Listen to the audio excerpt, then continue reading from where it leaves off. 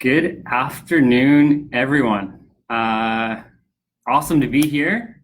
Obviously, we've got some pretty unseen times on our hands right now, and my goal here over the next, probably 20 to 30 minutes, I'm going to share a whole bunch of tools, a whole bunch of tips that I have. And, hopefully these will be, well, I know they're going to be very beneficial.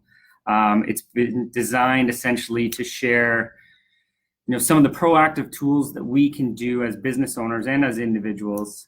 Hey, Belinda, that we can implement in our business quickly, efficiently, and it will help us proactively plan our business and our finances to get through this unseen economic turmoil that we've got ourselves into at this point. So, before I get started, I just want to let everyone know we're here for you. There's a lot of uncertainty in our lives right now, and there's a lot of uncertainty in our teams, in the financial markets, and we just want you to know that we're here for you. I'm here for you, and I'm going to help you get through this, and together we're going to get through this even stronger than we're entering into it. So just know that, and throughout the next 20 minutes or so, I'm going to share some really important information with you, and this is going to help guide us through this together. So as I get started here, I am going to try and share my screen, which that opportunity disappeared for me a few seconds ago. Bear with me, everyone.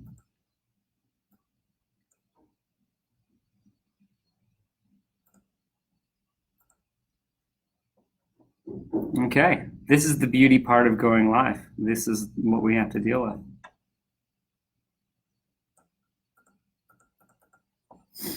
All right, well, apparently I can't share my screen with you, but that is okay at the current moment. I am going to figure out how we do this. Okay, so the first thing I want to talk about with you is what your business model looks like in your business.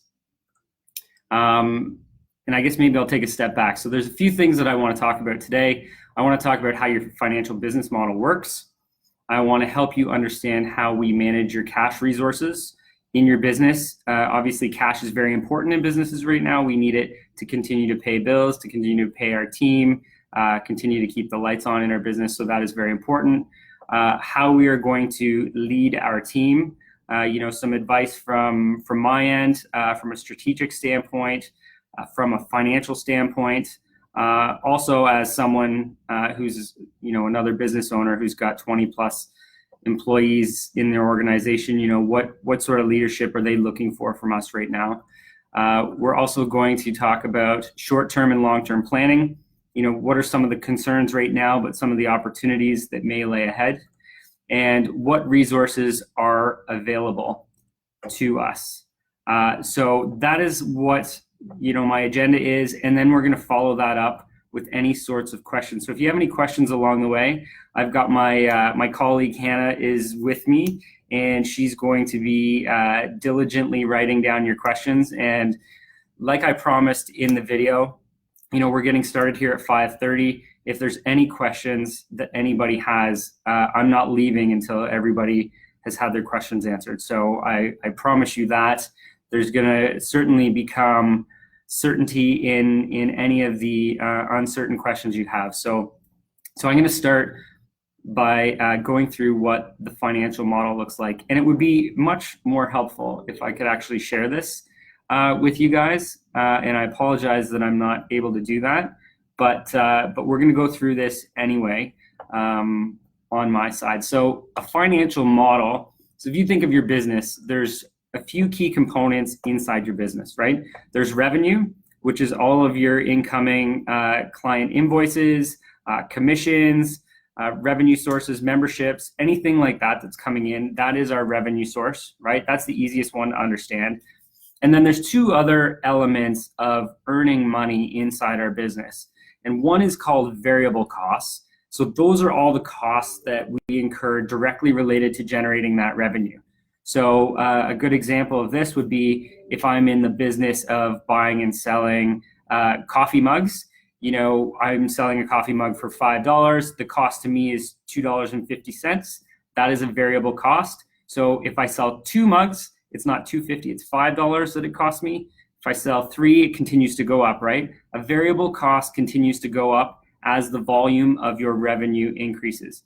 The importance of that right now, guys, is that as our revenue fluctuates and as we have uncertainty in what our revenue looks like, our variable costs are going to continue to fluctuate. Now, the challenge in this uncertain economic time is that a lot of things that normally would be a variable cost, like payroll, for example. So in our buying and selling mugs, right? $2.50 might be the cost of the mug, but it might take a dollar of our labor cost to deliver that mug as well. Whether it's packaging, whether it's picking it off a line and getting it ready. That labor cost is essentially a dollar towards the overall cost of delivering that mug. What happens in these times is that our variable costs, which are essentially our team, right? We continue to expand and retract our team as needed be because we need them to deliver our revenue. And as our revenue potentially drops, if we don't drop our variable costs at the same rate, they then become fixed. Now, what fixed expenses are set monthly amounts that we incur on a regular basis. They're relatively flat from month to month, whether it's insurance costs, maybe some vehicle costs, whether it's dues and memberships. So these costs are items that retain stable across every month. Now, what happens if our revenue starts to dry up and we still have payroll, which maybe our business was $1 million a year, and now we're down to 500,000 in this short period of time. Our variable costs to deliver are now doubling, which is making them appear as fixed costs. So what's happening right now, guys, is that we don't understand what costs are actually going into driving revenue in our business. So our financial models are in turmoil. And what we need to continue to watch is that any of our variable costs continue to get reduced as necessary as our revenue drops. That's the only way that we can continue to create profit in our business, and that we can create enough profit in our business to cover our fixed expenses. So I know I got a little bit technical, and it would have been great if I could have shared my Excel document that I had here to show you what the impact is. But it's just very important to know that as our revenue continues to drop, any of our variable costs, we need to drop them down as well. And if we don't drop them down as well, we're going to end up below our break-even point, and we're going to end up losing money. Okay, so something to keep in mind in the future. And if there's any questions around that, I'd be happy to share it. What I'll do after this presentation's over, I'll go back through and I'll create a video, and it will show you just how that financial model gets impacted by reducing our revenue. Okay, so that's number one is understanding our financial model and how our expenses are related to delivering revenue in our business. The second part I want to talk to you guys about, and this is probably the most important part, is related to cash flow, right? We know that cash is king in our business. We know that without cash, businesses won't survive. And the reality is, as a business owner and as an entrepreneur, as we've continued to invest in our businesses and grown them from no revenue up to wherever they are right now, we've invested and we've taken funds inside of our account. We've invested in other things. And what's happened is we've been really tight on our cash flow.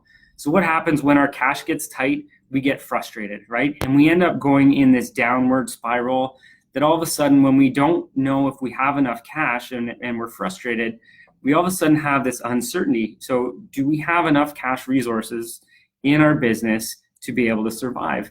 And if we don't have that certainty in our business, we start to panic a little bit, and we start to become, maybe a little desperate, taking money from sources like credit cards that are higher interest that we don't really want to get ourselves into. But we become a little bit desperate, so we're grabbing on any resources that we possibly can. And what happens is we get ourselves so deep that we end up having business failure. And unfortunately, and I say unfortunately, guys, because here's the deal. I'm going to share with you ways so this doesn't happen in our business. But I just want to share with you that we need to start making and addressing these cash challenges right now so that our business survives. Because the reality is that if you don't have cash resources in your business, when you know the statistics related to business failure, 82% of businesses fail because they don't have the cash necessary to carry on. So here's what I want to do right now. I'm going to take a quick sip of water. Here's what I want to do is I want to share with you the cash tips that you can implement now in your business that will not only put you in a better cash position, it will put you in a strong cash position so that we can get through this uncertain revenue time, not knowing how much revenue we're going to have in our business or when our doors are going to be able to reopen and when the public can come back in. We're going to figure out how we get cash now so that we can get through this together, okay? All right. So cash item one. When we understand, we need to understand, I guess, what impacts cash first before we can understand the fundamental tools that we need to implement this. So there's three things that really implement cash or have an impact on cash. The first is profits, right? When our business is making profits and those profits are coming in, eventually we get paid. So the more profits we have, the more likelihood that our cash resources will be flush. Okay. The second part that impacts our cash is decreasing our non-cash assets. So what that means is obviously, if I say decreasing assets, well, cash is an asset. We don't want to decrease that. But if we think of everything else that's an asset, whether it's accounts receivable, which is a big one right now, we'll talk about that in a second, inventory, prepaid expenses, other loans receivable, any assets, capital assets, any of our assets, if our assets are decreased, that means that we're probably either collecting money, we're liquidating or selling our inventory, we're selling off our capital assets, or we're collecting our loans. When those go down, our cash resources go up, all right? So when our non-cash assets go down, it means our cash resources will go up. The other element is when our liabilities increase. So, a lot of people consider liabilities to be a bad thing. They aren't always a bad thing, especially when we're looking at, let's say, maximizing our cash resources in our business right now. So increasing our liabilities does help. So thinking of, accounts payable, which means that we've got expenses that are continuing to come in, but we're not necessarily paying them right now. We're not sending the cash out right now. Which is definitely a good cash management policy. We've got, deferred revenue, which is essentially collecting money up front. We'll talk more about that in a few minutes. Getting financing from the bank, which is an opportunity. Again, we're going to talk about that in a few minutes. So any other liabilities, government liabilities, income taxes, any liabilities that we can increase means we don't have to use our cash resources to pay for them right now. And, we get a little bit political with that. And, we obviously don't want to burn bridges with our vendors right now because this is hopefully going to be a very short-term situation that we're in. But if in that short term, we can avoid paying out those bills, that's going to have a big impact on our cash flow.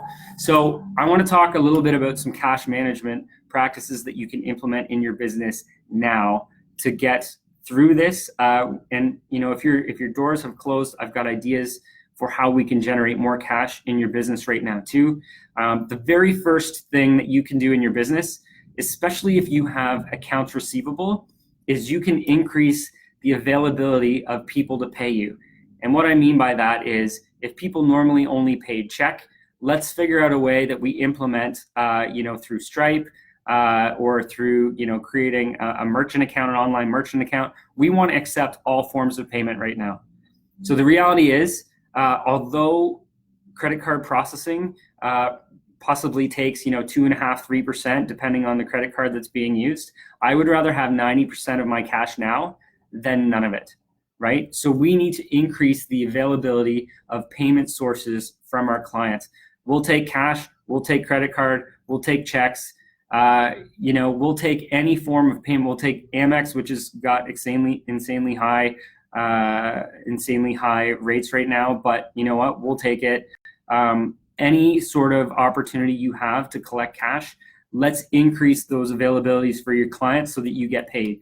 E-transfer, online payments, whatever it is, guys, let's make sure we introduce those policies in our business right now so that we collect our cash and we can stockpile it to get through this together. Obviously, accounts receivable. If you have a business that has accounts receivable, right now would be a really good time to focus on collecting those. Again, by using maybe all the payment sources that you have, but going to your customers, especially the bigger ones, and saying, guys, we're here to collect money. We've provided a service. The expectation in the contract is that you're going to pay us for this. We are here to collect our money today.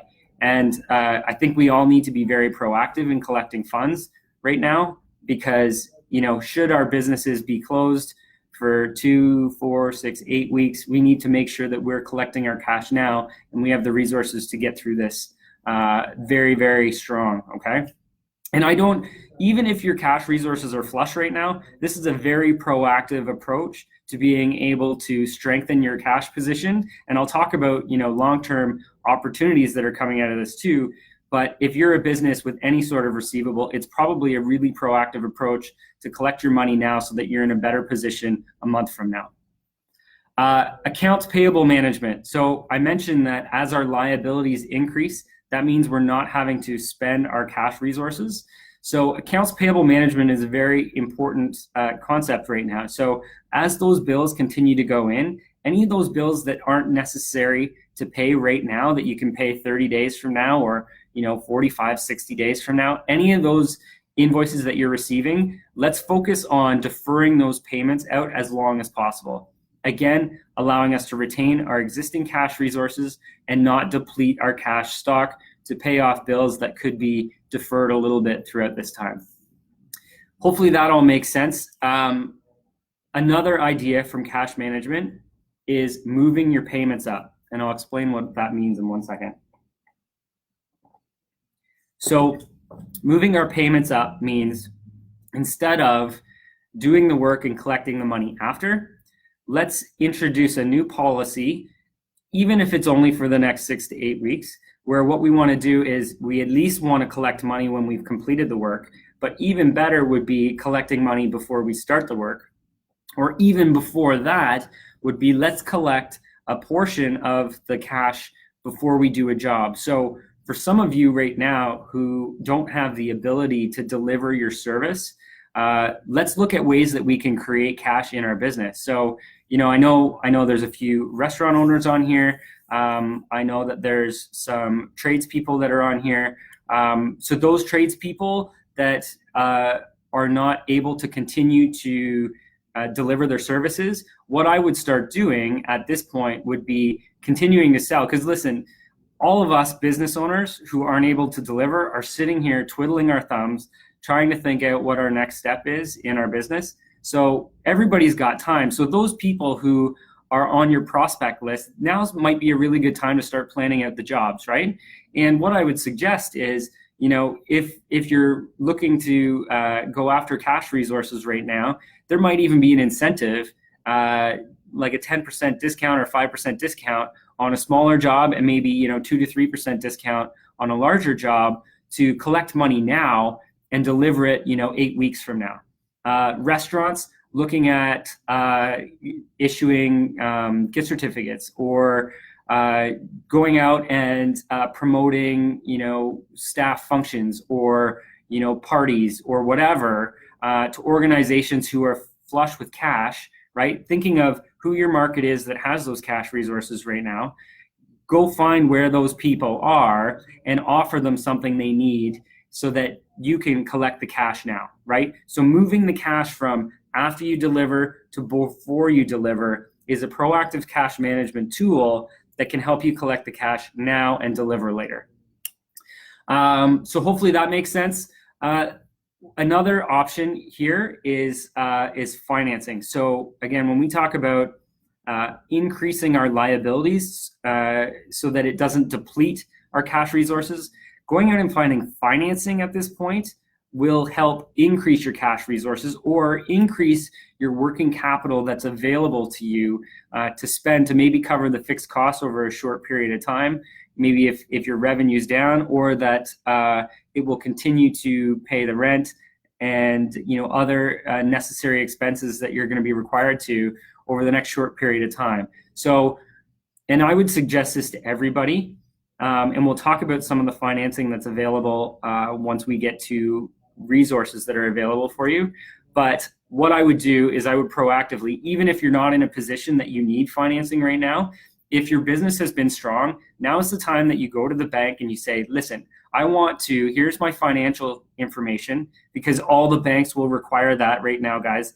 Just as a side note, if you want to apply for financing, you better have your financial information up to date, because that's what they're going to be looking for to approve you on these loans. So what we should do is we should proactively go to our banks and say, listen, I want a line of credit. I want to finance maybe some of the equipment or the assets that we purchase out of cash from operations. We want to go and we want to finance those assets now. Assets are the easiest one to finance because the bank likes security, especially right now where, and again, we'll talk about it in a few minutes, the government has announced that BDC will have available working capital resources available that are unsecured against any asset. So for banks right now, if you're coming in and saying, I've got security, whether it's your house, whether it's your assets in your business that don't have any debt, now's the time to go to them proactively and say, listen, we want to get financing on these assets, or we want a line of credit based on the financial performance of our business. We want to make sure that we get that safety net expanded so that we have lots of resources available should we need it. And again, worst case scenario, I'll talk about this a bit more, but interest rates have dropped drastically. The Bank of Canada has announced that the interest rates are 0.75% right now. So, the bank financing costs are really low. Worst case scenario, we get this access to this working capital or this financing right now, and we can pay it off 8 weeks from now if we want to and incur minimal cost. But what it does, it provides, again, a greater safety net and gives us increased working capital in our business for the short term. Other opportunities, thinking of how we improve our cash in our business. If you have inventory in your business, now might be a time to look at, the inventory that hasn't been turning, the inventory that we've kept in our retail space, look at discounting that and liquidating that and getting it out. Maybe it's starting to, if you've got the time to figure this out, right? Maybe it's looking at Amazon and saying, how do we utilize online sales right now if we have inventory that we can ship out? If it's other inventory that we can liquidate now and get rid of and gain access to cash, one, it will provide more opportunities for us in the future to refill our stock with valuable inventory. But if we get rid of our dead stock, or if we're looking a little bit more for cash resources, we're going to maybe liquidate some of our existing inventory now or get it out at a discount. Because here's the thing, if we don't make any money off of it, at least we've got the cash resources right now to continue to operate, right? We might be dropping our profitability right now, but again, our cash resources, 82% of businesses fail because they don't have cash. Doesn't mean that they're not making a lot of profit, right? Those businesses that fail might be making a whole lot of money in profit in their business, but they just don't have those cash resources. So, thinking about that inventory might be a really good idea. And then looking at, one other type of asset, if you've got capital assets that aren't being utilized right now, whether it's, your business has dropped and you've got vehicles and equipment that might otherwise not be used, there's an opportunity to liquidate that and get cash in your hands related to those assets. You know what? If it's a short-term loss for a small amount so that you get the cash resources you need, that might be the solution that provides you with the cash you need to get through this and be in a positive position, to increase your market share when you get out of this. which will allow you to get, the next new vehicle, maybe improve from there. So look at those non-essential assets. Let's look at liquidating those. Inventory, obviously cash management, guys, is like the key right now for making sure that our businesses are extremely successful at this time.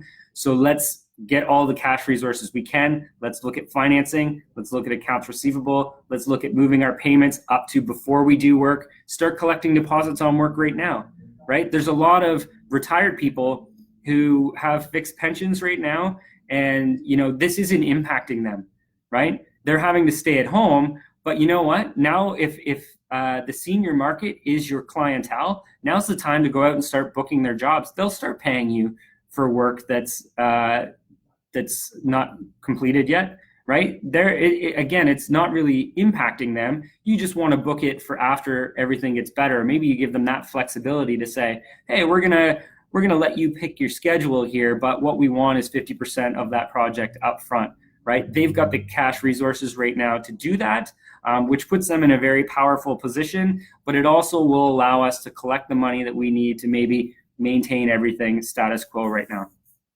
So that was a lot of talk about cash, but here is the other thing that we talked about with cash.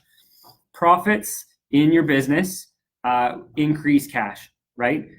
Profits that you're collecting increase cash. So what's the component of profit? Well, we just talked about revenue, variable costs, and fixed costs. And again, some of those variable costs right now might be changing their status, and they might be turning into fixed costs. And fixed costs are something that we want to keep as low as possible. So the reality is we need to look at all our fixed costs, all our ongoing costs, and this is a great practice for everybody at all times. But hey, if we've got a few extra hours to do this right now, why not take advantage of that time? Let's look at what costs that we're spending money on. I know I have, as an example, I have multiple subscriptions to different CRM platforms, which is like a software subscription. And I know I could cut, $300, $400, $500 a month out right now quickly without much decision. I just hit cancel, and I just no longer have access to that subscription and to that software. So if you've got dues and subscriptions that are in there that aren't providing value, now's the time to eliminate those permanently, right? And look at your other expenses. What can you reduce? What can you eliminate right now? Obviously, travel and entertainment costs right now. You know what? Yeah, we probably all need more entertainment now than ever, but we can reduce those costs. We don't need to be spending that money right now. Looking at rent, can you negotiate with your landlord? Maybe a pass for the next month and you'll make it up in 2 months. I'd be looking at different ways you can negotiate that. Other fixed expenses, vehicle expenses. If you've got a leased vehicle right now that you're not using, talk to the company about taking their lease back, right? So look at those fixed expenses, look at your monthly expenses, and make sure that we're limiting anything that we don't necessarily need right now. Okay, some of those might be bank fees. You know what? We've got an opportunity right now to go and renegotiate our prices with people like the bank institutions, right? How can we reduce our bank fees? Maybe looking at your insurance policies. Are there ways that you can reduce your insurance costs right now? Maybe you're not operating right now. Maybe reducing your insurance coverage right now because you don't have guys out on the field. Maybe that's an opportunity to save some month-to-month money right now. So just look at every angle, guys, that we can reduce some of our fixed costs, keep our expenses low, so that if we are creating a loss, we're mitigating any loss in our business. I'm going to talk about employees in a few minutes, but obviously there are costs right now inside your business that we have to really understand because we obviously have families that are working for us that, some of these decisions we make have an impact on them. But here's the other thing. There's decisions that we need to make right now that if we don't make them, have an even more permanent impact on them. So I'm going to talk about that in a few minutes. Hopefully everything is making sense at this point, guys. That's a lot of the cash element of what we need to collect right now and how we improve our cash resources. But I'm going to get into now what it means to be a leader in our organization and what it means to be a leader for our team, for our community, and for our industries, really. A lot of what is happening right now, people are taking cues from those that are leaders. I want to talk about that first, and then I'm going to talk about some of the short-term and long-term decisions that we need to make. And I think it all stems from being a good leader. Okay. So the very first thing that I feel as a leader that we are responsible for in these uncertain times, we need to provide certainty, even if that certainty isn't always good news, right? Even if that certainty is something that people didn't want to hear, they would rather know that this is the outcome so they can plan for it, as opposed to, well, I'm not sure what's going to happen, right? So, thinking of certainty and going, okay, well, here's the thing. We have to close our doors to the public right now, which means that we might have to lay some people off, right? And we would probably need to lay these people off in order for our business to be there for you when this all blows over, right?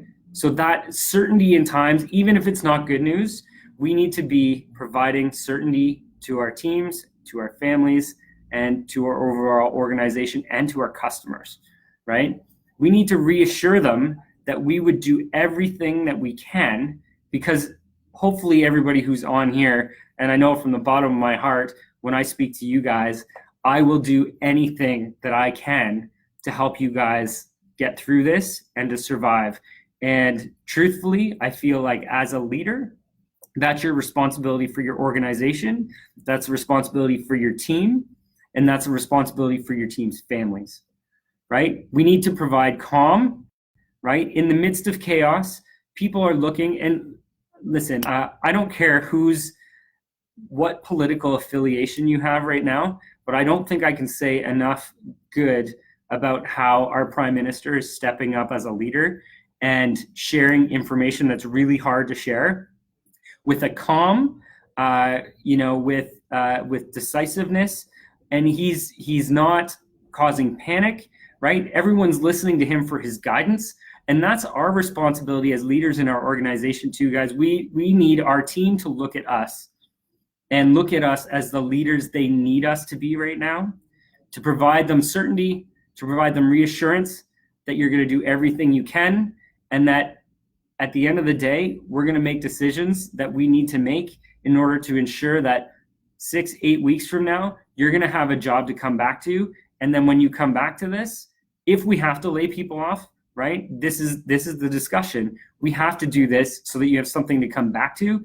And when you come back to this, we're going to take and we're going to continue to take as good a care of you as we possibly can. And together, we're going to get through this. And together, we're going to create an even brighter future, right? That's being a leader, is being real, providing certainty, even if it's not, the news they want to hear. At least they know what's going to happen. Being calm and being truthful, right? There's no need to be sharing false information, right? You don't want to tell everybody that everything's going to be okay at this point, because they know everything's not okay. They can see, what's happening in the economy right now. They just want to know that their leader is doing what they can to make sure that they're taken care of in the best way they can. And to communicate that, I think, is so very important. And here's the other part about being a leader, right? And this is the tough part of leadership right now, is that we need to make difficult decisions now, right? We don't need to make difficult decisions 6 weeks from now or 4 weeks from now. By that point, it could be too late, right? We need to make decisions now so that we can put our business in a position that 3, 4, 5, 6, 8, 10, I don't know how long this is going to go. Let's say 6 to 8 weeks that this could last, this economic market could last. We need to make decisions now that protect our employees' jobs 8 weeks from now. If we wait too long to make those decisions, there might not be anything to come back to, right? We need to be decisive, and we need to make those decisions now. And here's the other thing, guys. If there's millions of people who are going on EI right now, we need to make sure that if our employees are going to get on EI, they're going to get on there at the front of the line instead of the back of the line, because 8 weeks is a long time if they can't get through all those applications. So that might be another way to share with your team, if you need to make this decision, that's a decision that you can make sooner than later. And I know making decisions is extremely difficult. And I think if everyone knows what their financials look like, if we can if we can accumulate enough cash resources to make sure that our business can continue to operate, we've got more power, more clout to make better decisions, right? But if we can't make that available, we need to make decisions now so that they have a future. We also need to be, as a leader, we need to be providing guidance. We need to share, how can I help, right? What is it that I can do to help you? I want you to know that I have your back, and I want you to know that I'm trying to guide you through these unforeseen economic circumstances, and I will provide you with all the resources you can. And by being part of this webinar today and being part of our group, continue to look here, because we're going to continue to provide a lot of value for employees and families as well, for grants and subsidies that become available. You know, we hear from Justin Trudeau, we hear from our economic minister as well, but we also have internal sources of people who are speaking with Canada Revenue Agency and who are speaking with other areas like the banks. You know, I've spent more time speaking with bank managers this week, VPs of the 6 primary banks, and with BDC, understanding what resources are available. So we will continue, as we understand and as we learn, we will share that with you in this group. So continue to follow and monitor that, not just for yourselves, but for your employees, because our job is to provide guidance and advice and maybe give them some direction on what they need to do. So again, they have more certainty in their lives. And we need to share with them, the last thing I'm going to talk about leadership, guys, is we need to share with them the plan, because here's the reality. If you don't have a plan right now, you need to get one, right? Whether that's having a plan on how to accumulate cash resources, whether it's a plan on how you're going to start selling future jobs, whatever it is, you need to create a plan for your business, because without a plan, we're all dealing in uncertainty, right? So a plan gives us certainty and it gives us direction. And our businesses need direction right now, and our employees need to see that our business has that direction. So we need to make a plan, and we need to share that with them so that they feel that calm and they feel that certainty and confidence in what's going on in the business that they put all their time and effort into. That's it for me on leadership. I could talk a long time about leadership, because here's the thing. If I could take everybody on my back right now and carry you across the line, I will. And again, part of that is creating access to some of these resources, which is why, you'll see that I'm posting them at ridiculous times of the day, because anytime I'm researching this all day right now, guys, and all day and night, and I'm making sure that you have access to all the resources as soon as they're available, because I want you to have first dibs at all of those resources before, the systems get too overloaded. Okay, or before those government agents or those banking employees are told that they no longer can work, and who knows if they have the remote flexibility that some of us have to continue to deliver. So let's talk about planning, right? We talked about every business needs a plan. Every group of employees needs a leader right now. So let's talk about how we create a bit of a plan. So short-term planning, we need to understand what our break-even point is in our business. And what that means is we need to understand how much our revenue needs to be so that we're not making money, right? So if, for example, if your revenue is $100,000, are you making money on $100,000? Or do you need $200,000 before you don't have a loss? Or can you get down to $50,000 in revenue before your company's not making money, right? We need to know what that benchmark looks like, because we don't want to get below that. We don't want to start losing money in this situation. And if we get below that, we need to understand how we mitigate that loss. So understanding what your break-even point is super important. And if anyone needs help with that, I'm certainly here to try and provide that. And what I'll try and do over the next couple of days is do a quick video on how everybody can calculate their own break-even point, just so you have it as a resource, because I think that is a very good short-term plan tool. Be innovative. So, I was talking before about trying to sell jobs before we deliver them and moving our cash transactions all the way from the back end to the front end. Some of it too is be innovative. Can we go online with our services, right? Can we, as a restaurant, I'm thinking, can we go online right now? Is there an audience that will, because they're at home, is there an audience, maybe a retired audience, who's sitting at home who would love for you as a chef to come in and show them, here's online cooking class with, whoever, Is that an opportunity? Maybe it's not. Obviously that's not my industry, but is there an opportunity to be innovative to create a new revenue stream, right? Obviously, a lot of the restaurants right now are providing delivery service because they've closed the restaurants down. That's an innovative way to continue to get their product out. Is there a way that just being innovative and thinking outside of the box on different ways that you can generate revenue right now is a great short-term plan. And if not, I have one client, and I'm not sure if they're on here right now, but they just the other day, they've got an education program, and it was quick decision. They're trying to put that education program online.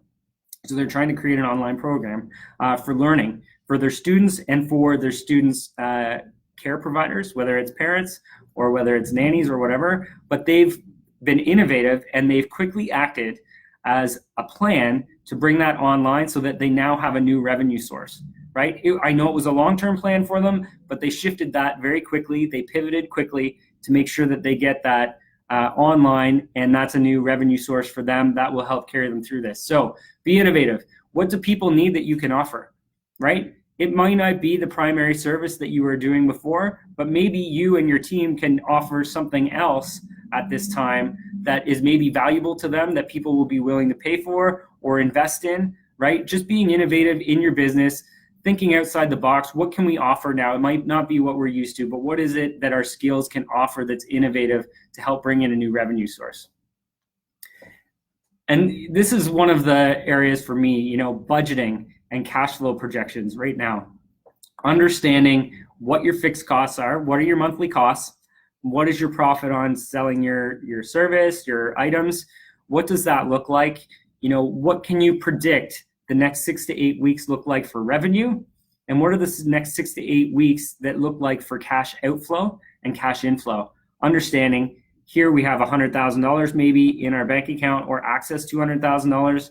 Here's our cash burn rate over the next 6 to 8 weeks, 10 weeks, so that we can understand whether or not we need to go to the bank to access additional funds or whether we need to start cutting costs. So number one would be, from a planning standpoint, especially at this time, understand your finances and understand your cash flow.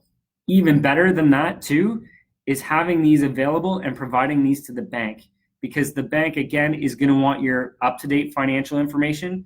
I was speaking with BDC yesterday, and they said, you know what, we're here to do all that we can, but if somebody doesn't have their up-to-date financials, there's nothing we can do until they get that to us, right? So having up-to-date financials, and going one step farther, is having that budgeted projection of where your business is going, maybe for all of 2020, maybe not just for the next 6 to 8 weeks, but all of 2020. What does that look like? Give that to the bank and say, you know what, when we get through this is what our year looks like, right? Super important, super valuable.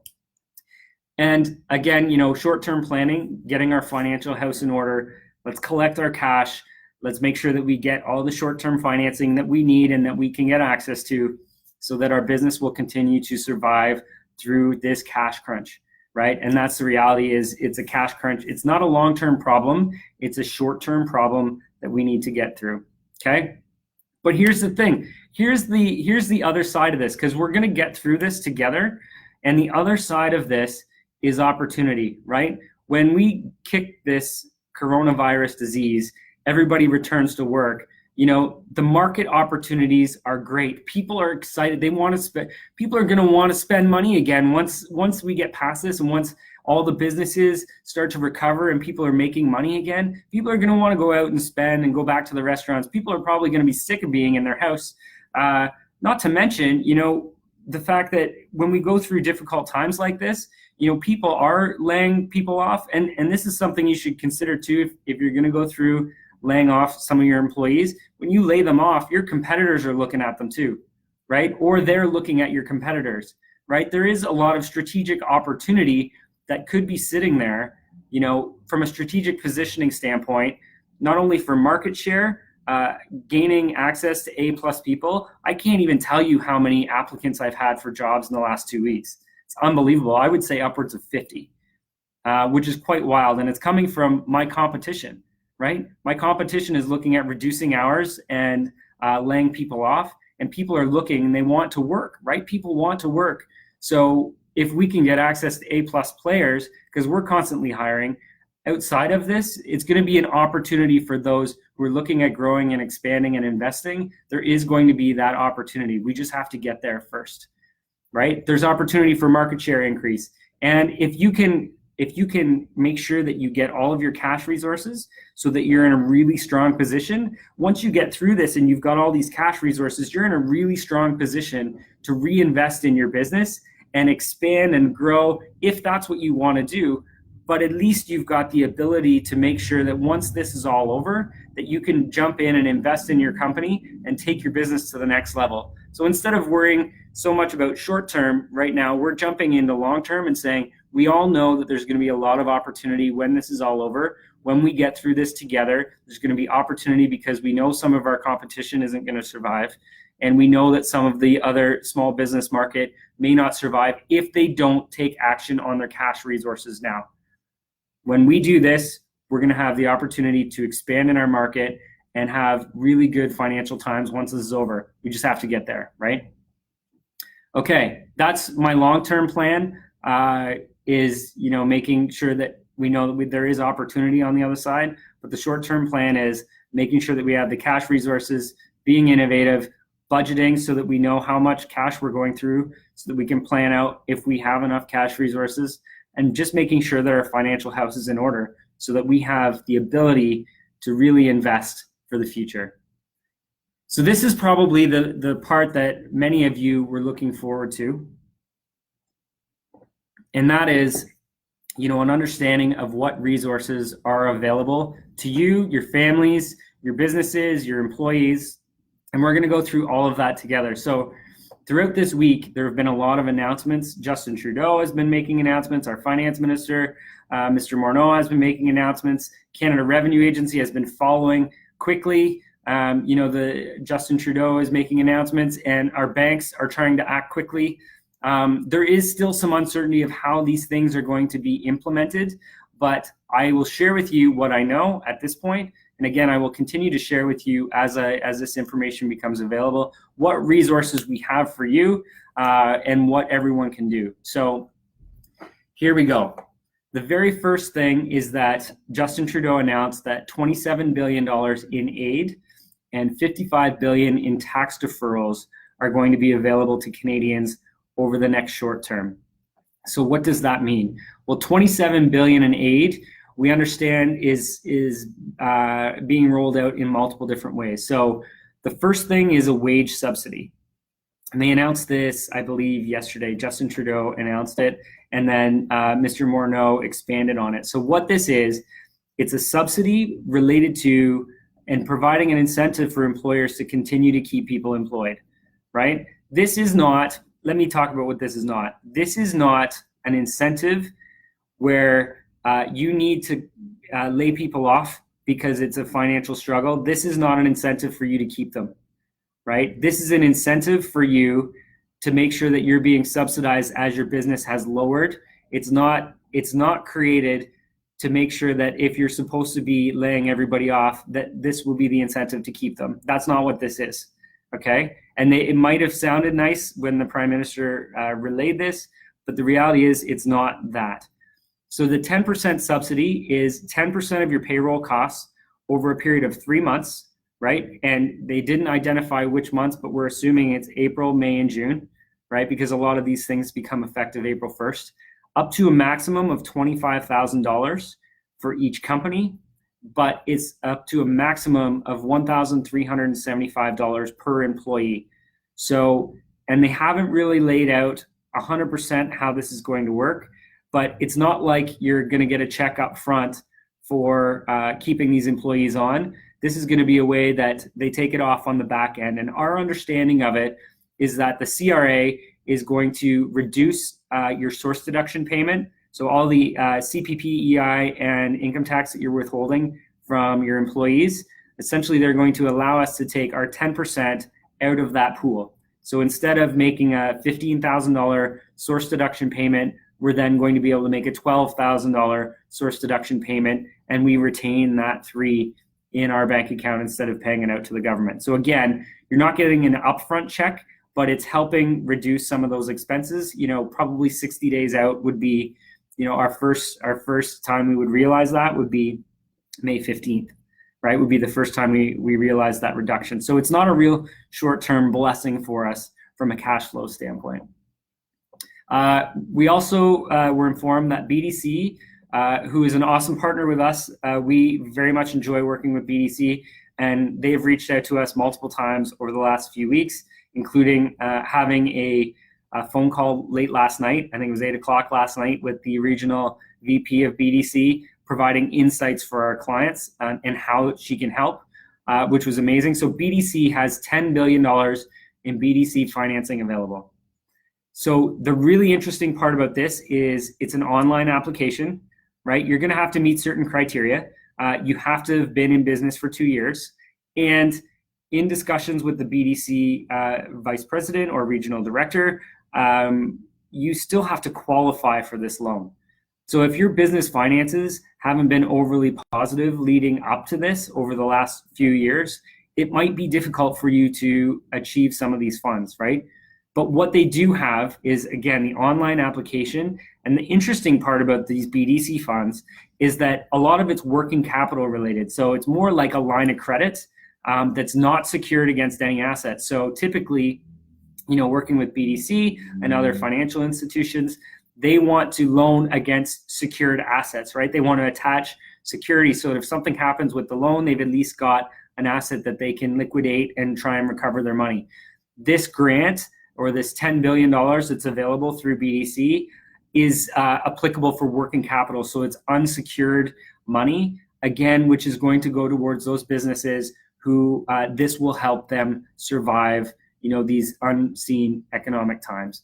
What I understand is that the interest rate will be at 3.5%, and it will be a term loan. Whatever amount that you qualify for will be a term loan that's repayable over a 5-year term. I'm guessing, and I didn't get that specifics, but I'm guessing it will be, the first 6 months will be non-payment. Probably still have to pay the interest, but no principal payments for 6 months. So I didn't hear that, but that's my guess with the way that the BDC and the primary banks have been working together. There is also, they announced yesterday, for the first time, self-employed individuals, unless you've been paying into unemployment insurance, self-employed individuals have not been eligible for unemployment insurance. They are making an exception. And so if you're self-employed and you've had to shut your doors, or you've been self-quarantined, or you're taking care of a family member who has been quarantined or is being self-contained, you can apply and qualify for EI for a period of 15 weeks to a max of $450 a week.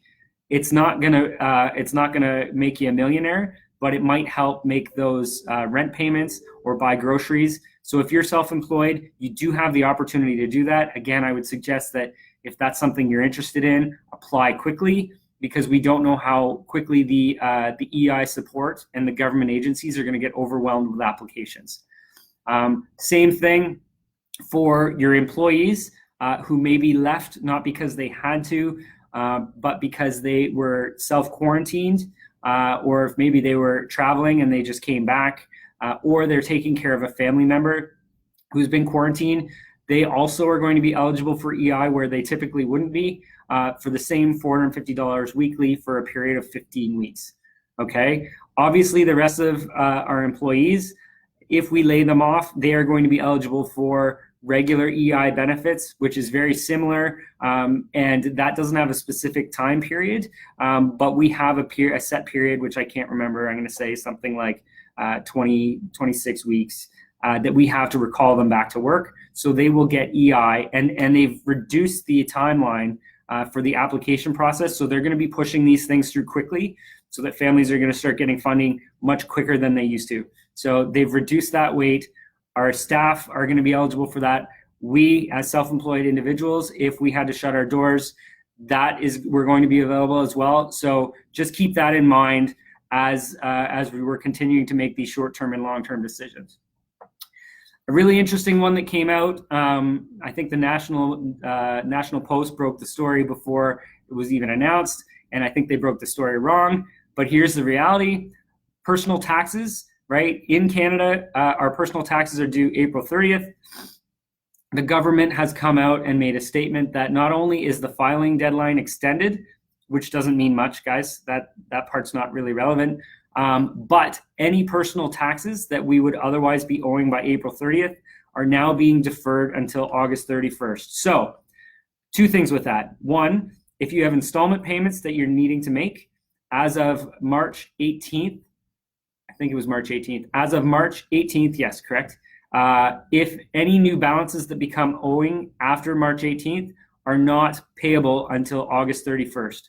So that means if you have any personal installments that you owe or there's any balances owing, you do not have to pay them until August 31st. So my recommendation, again, based on my recommended holding on to cash resources, stop paying your personal installments and hold on to those until August 31st. Of course, put those funds aside, but make sure that you hold on to them should something happen that you need them, and then everything will become due August 31st. They came out as well and said the same thing for business owners. So businesses, this is only corporate taxes. Corporate taxes, any balance that was created and became due after March 18th will now not be due until August 31st, which means any of those businesses that have been making monthly tax installments, if you want to save your cash and keep it in your bank account, stop those installments right now, hold on to that cash so that you've got those resources available to you should you need them. Again, knowing that August 31st, we're gonna have to pay those installments and any balances owing, but I would hold on to that cash right now just in case we need it for anything, right? Should any emergency come up, we need that cash. We wanna hang on to it as long as we can.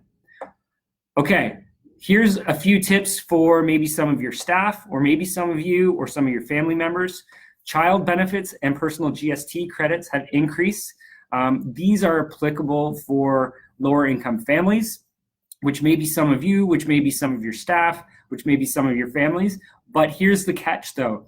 Even though they've extended the tax filing season from April 30th to May 31st, we still need to file those people's tax returns early, because what happens in July is they need your tax filing. And if they don't have their most up-to-date tax filing numbers, then you're not going to receive those increased benefits. So for anyone who's in the lower income or family members, staff that need those additional incentives, make sure they get their taxes filed on the regular time so that the government has the up-to-date information that they need to continue to pay them those supports. Farmers, if there's any farmers on here, you know any farmers, same as the BDC was announced that they have $10 billion for small business. FBC, they didn't give a specific number, but they had made specific mention that farmers in our community have additional funding available through FBC Canada, which is a special financing institution for farmers. So if you're a farmer, again, I would be looking at FBC and I would be going to them and asking for them for additional resources, again, just to make sure that we get through this time and we make sure that our cash and our working capital gives us a little bit more of a safety net. I mentioned that additional income tax filings are now due May 31st, not April 30th. But hey, if some of us are sitting around the house, we might as well get all our tax info together and get it done so that when this is over, we don't have to worry about it. We can get back to business, right? Like that's just somewhat of an annoyance for everybody. So let's just make sure we get our personal taxes filed during this downtime. Let's take this time to organize our stuff, get it done so that when we come out of this, we're ready to go and we can focus on our business. And lastly, there has been an announcement with more to come that there are additional programs and funding to be released next week. So we fully expect that this is round one and that there will be additional resources that will become available for everyone. And, obviously, again, I've mentioned this before, follow this group. We're going to continue to post everything. It's going to be on our Facebook page. It's going to be on my personal page. It's going to be on Instagram. It's going to be on Twitter. It's going to be on LinkedIn. Everywhere that I can share this with you guys, I want you guys to watch, to be looking out for this, to see these available resources for you, because we don't know how bogged down the system is going to get. So when you're looking at these and if you're seeing anything that might apply, get in there as soon as you can before the resources get depleted, okay? Hopefully that's been super helpful. Now, I know I went through a whole bunch of information. Again, just as a bit of a recap, understanding our financial model, making sure that we know that if our revenue is dropping, some of our variable costs might turn into fixed costs. We need to look at eliminating our fixed costs as much as we can, getting lean and mean in our business so that we can reduce any potential losses or, continue to make profits during this, downturn in our economy. We need to continue to look at our cash resources. How do we accept more payments? How do we move payments forward? How do we collect receivables? I think that is a big one that we should all be strategically going after. Any money that's owed to us right now, collect that because it's yours. We need to look at not paying off our liabilities as quickly as we normally would. Look at bank financing and getting innovative and looking at how we can collect money from our clients for future work to be done. Making sure that our cash resources are very strong. We talked about leadership, being that amazing leader that not only your teams, your customers, your families, everyone needs us to stand up and be the leader that they need us to be right now. So everybody, do what you can to be that calm, that planned out person so that you can provide reassurance to your team and to your customers about what is going on. They just need that certainty. Whether it's good news, whether it's bad news, we just need to be very clear on what is happening so that, again, everybody can focus on doing their task at hand or can start dealing with different ways that they need to prepare their lives. So let's be the leaders that our teams need us to be. Again, let's be innovative. Let's look at our short-term planning and say, how do we accumulate as much cash as we possibly can? And then let's look at cutting all of our fixed costs, any non-essential costs that we can. Obviously, like I said, I've got multiple subscriptions, memberships, which businesses that do this are amazing, and it's great. And I've got multiple ones that I should have canceled a long time ago, but because it was, $100 a month, I just felt I had better time to deal with other things. Now's the time to look at those and get rid of them, right? So let's look at that as part of our short-term thinking. But know that when we are able to pull our cash resources together, again, the number one failure for business is not having cash. So now that we've got all the tools, let's get the cash we need, get through this so that we can look at the long term and we can look at the opportunity that this is going to create on the other side. Guys, I can't express how much opportunity is going to be sitting there waiting for us, because there's going to be clients who are wanting to spend money, wanting to get out of the house, and wanting to get back into, a normal routine, or even being able to go out and do things that they wouldn't have been able to do over the last 6 to 8 weeks. There's going to be opportunity there for us to recover quickly, and there's going to be opportunity there for us to take on additional market share in our business, in our industry. That opportunity is 6 to 8 weeks away, maybe longer, maybe shorter. I don't know, I'm not a medical practitioner, but that opportunity will be there, guys, and we want to capitalize on it. So hopefully that makes a whole lot of sense. I know I've promised that I'm going to get through questions, and this was a little bit longer than I thought, but I really want to explain everything, and just know that any resources that are available, that I'm going to make sure that we continue to post them throughout, the next week, 2 weeks, 3 weeks. And, if this is valuable, and maybe just let me know if this is valuable by some of the comments. If this is valuable, I will continue to do this on a regular basis. And I know I said every Thursday, but I might do it more often. If everyone finds that this is valuable, I will get on here and share as much content as I possibly can and continue to give updates as they become available. So I'm going to look to my friend Hannah here, who's been giving me notes on some of the questions that have come through. I'm going to start going through and answering them, and I'll read them out loud so that everyone can hear them. In order to get some cash, how are banks handling mortgage refinancing? Great question. So, and this is another thing that I didn't even bring up, and I should have. It was in my notes, is that primary banks are looking to, and they've been provided with incentive to look at if you qualify. And I don't know what if you qualify means, and I'm sure we'll get more and more clarification. I know as of this morning, the banks were starting to get clarification on how this is administered, but they're looking at having an opportunity, if you qualify, to defer some of your principal payments over a period of up to 6 months. Again, I am not a banker. I don't know what that means. I know that the Prime Minister had announced it and that that might be available to everyone. What I did this morning when I knew this became available, I shot a note to my banker and I said, hey, I want to be on this. I want my business loan payments and I want my personal loan payments to be deferred as long as possible. Again, to make sure that we have the cash resources available that we need, or stockpiling it, right? Or that I can help other people. So I requested that. When I sent the response, I got a comment back. We're not quite sure how this is being administered yet, but you're on a list with others that have already reached out. And as soon as we know, we're going to start processing this. So if this is something that you think would be valuable to you, especially with interest rates lowered, I would absolutely get in there and get your name on the list so you're one of the first ones to get this process for it. So I think this question was a little bit different though. How are banks handling mortgage refinancing? For example, if your home is worth $400,000 but your mortgage is $200,000. So again, I'm not a banker, I'm not a mortgage advisor, but I am fairly well in touch with how the mortgage refinancing goes. My suggestion would be, if you're looking at refinancing, I would go out and I would get an appraisal on your home, a third-party appraisal, maybe a real estate letter of opinion that would show and substantiate that $400,000, if not more, and take that to your mortgage broker and to your bank and say that you want to use some of the equity that you have and pull that out so that you have cash resources available. And this is a really great idea. If you have that, it's a great idea. Just know that I think the banks are capped at 70% loan to value. So you would only be, I don't know what 70% is, just under 300,000. So you might have access to, $50,000 to $75,000 of equity in there. So if that's something that makes sense to you, and if that's a way that you can gain cash resources at this time, I think it makes a whole lot of sense. And I would get that process started sooner than later.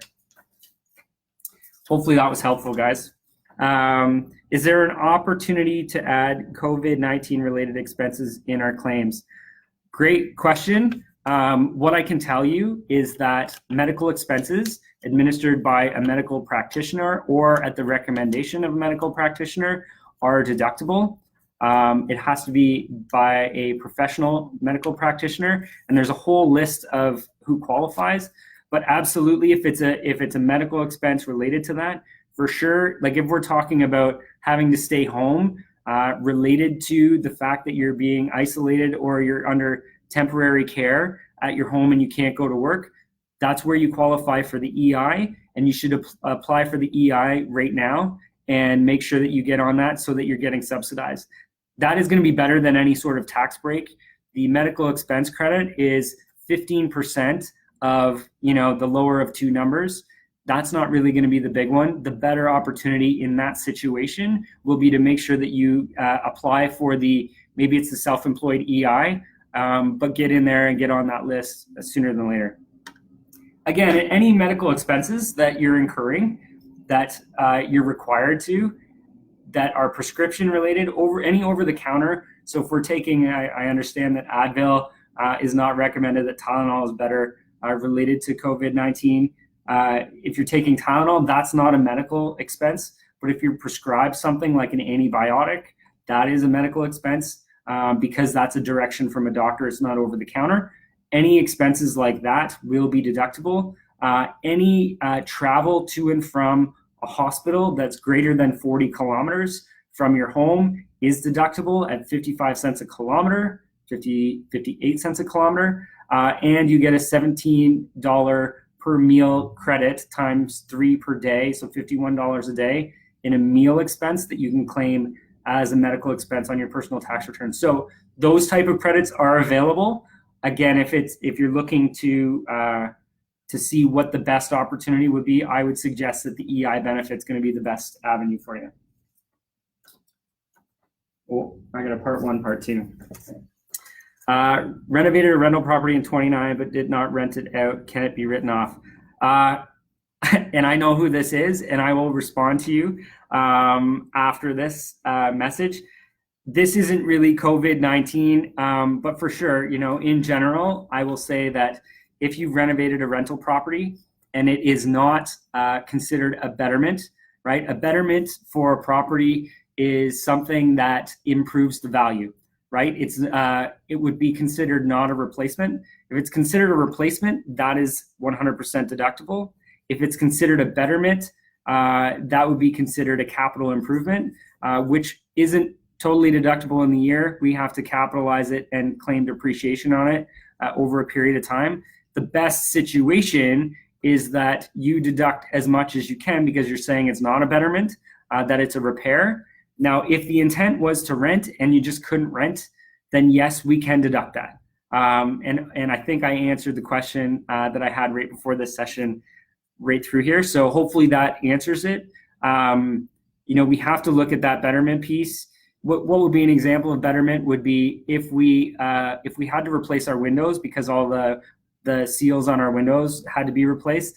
That's not considered a betterment. That's just considered a replacement. If we had to replace a furnace and we picked one furnace and took out the other, that does not count as a betterment. But if we put in, this multi-high-end furnace, from some of my HVAC guys, which would probably heat everything at a much lower cost, if that's adding value, right, if that is perceived as a valuable item from a potential buyer and it would increase the value of your home, for sure, it would be considered a betterment, which would mean we have to capitalize it and depreciate it over time.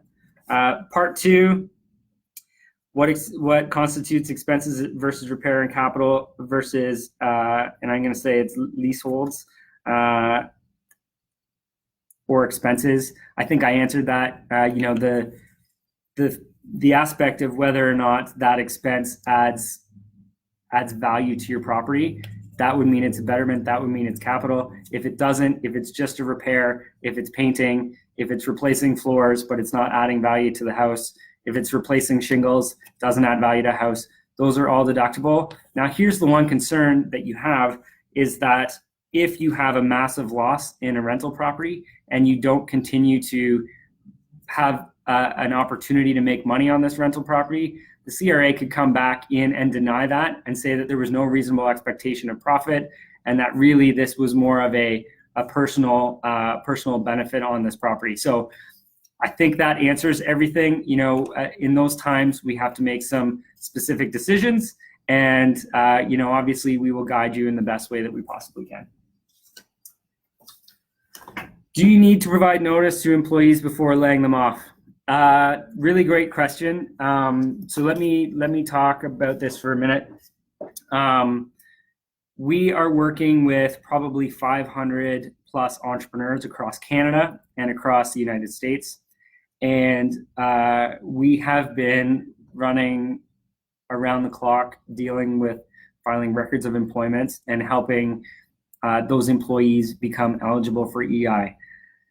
You do not have to provide notice. What we do need to do is we need to inform the employees and they need to be paid for up to that period of time. So we don't need to give them notice. We just need to tell them that it's happening. And we need to file a record of employment for them that allows them to apply for employment insurance to continue to get them an income source. With that, on the record of employment, in a typical situation, this is, again, new territory for all of us.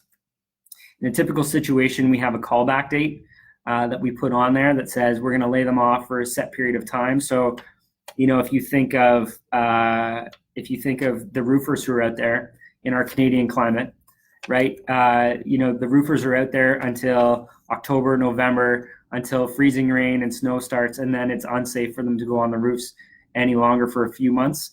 When their employees get laid off during that period of time of the year, we can put a callback date for, March 1st or February 1st when we expect that the weather is going to be better.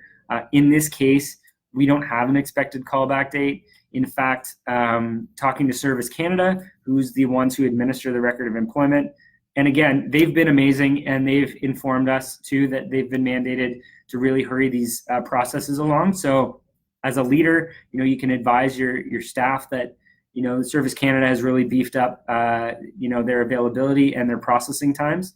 They have told us to keep the records of employment clear, essentially put that, it's a leave of absence that's on there, or shortage of work. That's been the one primarily. If we're laying people off because of the economic downturn, we've been putting shortage of work, and they say do not put any comments on there because it only slows down the processing period. So just shortage of work, and file the ROEs online, record of employment online, and they should hopefully be quickly and actively provided employment insurance payments. Again, I think the number is about $450 a week that you get access to. So hopefully that makes sense there. I'm just going to take a quick little tour through any of the other comments. If anybody has any other questions, I am so happy to answer anything. And I know Hannah here has been going through all of the questions and writing them down for me. There's one right at the bottom. Which one? Sorry, just right. Oh, right down at the bottom. So our next pay is April 1st. They're entitled to that whole pay period if they're laid off as of tomorrow. They're only, that's not how that would work. They would only be entitled to the day that they would be working. So if the whole pay period goes in, they've extended into the next pay period. So let's say it's bi-weekly. They would extend into that being day 1, day 2, day 3. They would only be eligible if they're on salary for 3/14 of that pay, or if it's, it's 5 days a week, and it's Monday, Tuesday, Wednesday, be 3/10 of that pay period, which we can calculate, or, if those of you who are doing it yourselves, you can calculate that and pay that out. What we've been doing, the right answer. So here I'm going to tell you, we've been doing things outside of the right answer just to speed up the process. I should say that the number's right. The process is wrong. Typically, what we're supposed to do is file a record of employment as of that day, which may not include the next pay period. But what happens is if that employee receives payment in the next pay period, then it could actually reduce their EI that they're going to be receiving because they have to claim that income. It was outside of their record of employment. So what we've been doing is we've been processing the pay before we've been releasing the record of employment, because we don't want to go back and amend it down the road. We want to file it now and get the number accurate so that our teams and our clients' employees can get access to those funds as quickly as possible. I see a couple more comments down here. Yes, so are there links to all the resources mentioned? I have been posting in the Facebook group. I will make sure right after this is over that I get in there and I repost all of these resources. There's been some really good summaries that are on the Government of Canada and the Department of Finance. I will make sure that those resources are posted shortly after to make sure that everyone has access to these. One question that we had earlier was, related to employees. Are we able to help the employees with their application process? Unfortunately, the answer is no. The employees need to do it themselves. However, the online process is pretty quick and simple. And as long as they're Googling, Employment Insurance Canada, it's going to show up. Do you want to claim employment insurance? Yes. Here's the link to get the process started. The important part is that the record of employment is already on file for them, so that when they do get called by the Service Canada officer, that the Service Canada officer has the record of employment sitting there. So if anybody's, procrastinating about getting those record of employments done, it will have an impact on how quickly your employees are going to gain access to these funds. Another question from my friend Trevor. What about HST owings, deferrals for that? So as of this time, there's been nothing said about HST, and this is why, right? When we collect HST, let's say we sell a product for $100 and we're collecting $113. Technically, that was never our money to begin with. So I don't expect that CRA is going to come out and suggest that we don't have to still pay the HST, because technically it was never our money.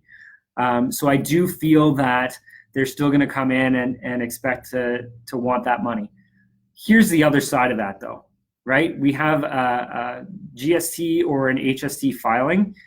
The important part is that we file, right? We are going to owe that money at some point, but if we file the return, we're going to avoid penalties. And if you don't want to make the payment, CRA has said that their agents are going to back off for the next four weeks, I believe, at a minimum, right? If they're not back in 4 weeks, then it's going to be longer.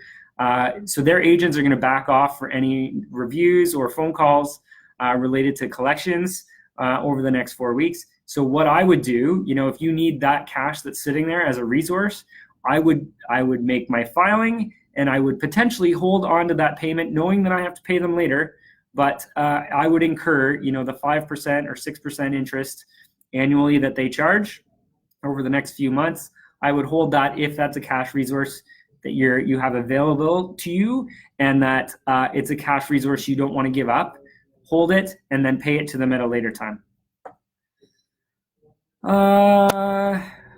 Another question, should I move my company into my corporation or keep running my business as a sole proprietorship right now? Great question. And I guess it depends. And Curtis, I'm happy to jump on and have a chat with you about it. It depends on what's happening, right? If there's no revenue coming in, then you could still utilize any of the losses that are happening right now as a sole proprietor. And then for 2020, I'm just suggesting that there might be losses. If there are losses, you could use that to offset, your other income for the remainder of 2020. So if you do hold it and still hold it as a proprietorship, any of those losses will offset other personal income in 2020, which might be valuable, maybe not. The other piece is that it would offset corporate income tax as well. So if there's any losses that are there, it would offset corporate income tax. It's just a matter of determining, in Ontario, our corporate tax rate is 13%.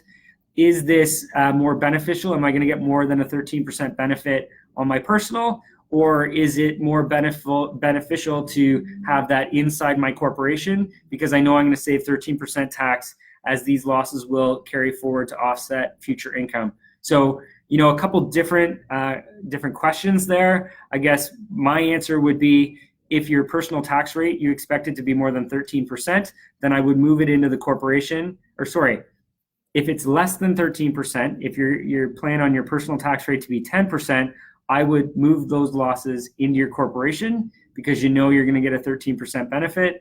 But if you feel like your personal tax rate is going to be higher than 13%, I would leave any losses in a sole proprietorship, again, to offset any personal income and keep your personal tax rates low. Hopefully that was helpful there as well. Perfect. Makes sense. Perfect. Great. I'm getting lots of thanks for the information. Amazing. I would love to hear as well. I know we've had more than 50 people on. I see that there's still 35 people on here right now. Is there anything that I haven't said that you've done in your business right now that you think would be valuable and helpful for anyone else who's listening? Because obviously, I want to provide as much information as I have. And I'm communicating with bankers, with government agents, with BDC. We're talking to Service Canada. We're talking with anyone that can possibly provide us with more information. We're listening to Minister Morneau. We're listening to Justin Trudeau. We're gaining all the access, but I don't have everything. If somebody's got an inside tip or tool, or maybe an innovative idea that's worked in their business to try and collect more cash, or maybe there's an innovative payment processing solution that you've implemented in your business that's been super helpful, I would love to hear or see any comments for anybody that could help anybody else, right? Obviously, we're the small business and entrepreneurial community. We want to help each other get through this, because the better that we all do together, the more we can support each other, right? I know there's been a few restaurants that are on here that breaks my heart that I can't be out there and enjoying the wonderful product that you guys create right now. But just know that when this is over, I'll be back. And I'm hoping that our entire community will be there supporting each other. I'm going to just go back through and see that I didn't miss anything, but it looks like we've answered all the questions that are there right now. So what I would say, guys, number one is make sure, I've got one more question. Make sure before I answer that, make sure that you're staying up to date with what is being released. We will continue to summarize it and make it applicable to you, so that you know what you need to be looking for, because I know there's a lot of different information. And I know, from correspondence with a lot of our clients over the last week, there's a lot of different people who are sending them different sources of information.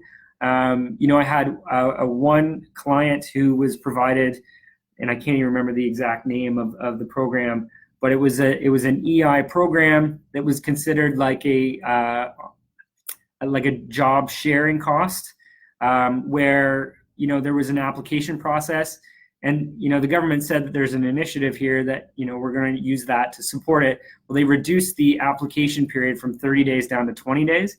20 days from now is too late to be dealing with this. We need to deal with it now. And the way that the program worked is that the government would subsidize some of the employment. The employer would also have to pay out a portion of it, and the employee would have to be willing to accept reduced hours. And it's essentially an agreement there. So it reduces the amount of the contribution from the employer. It reduces the amount of time the employee's there, and it gets some government assistance. But at the end of the day, the greater benefit is for both the company and the employee is to have them go on EI for a short period, gain that income, and then come out of this with great opportunity and come out with this stronger.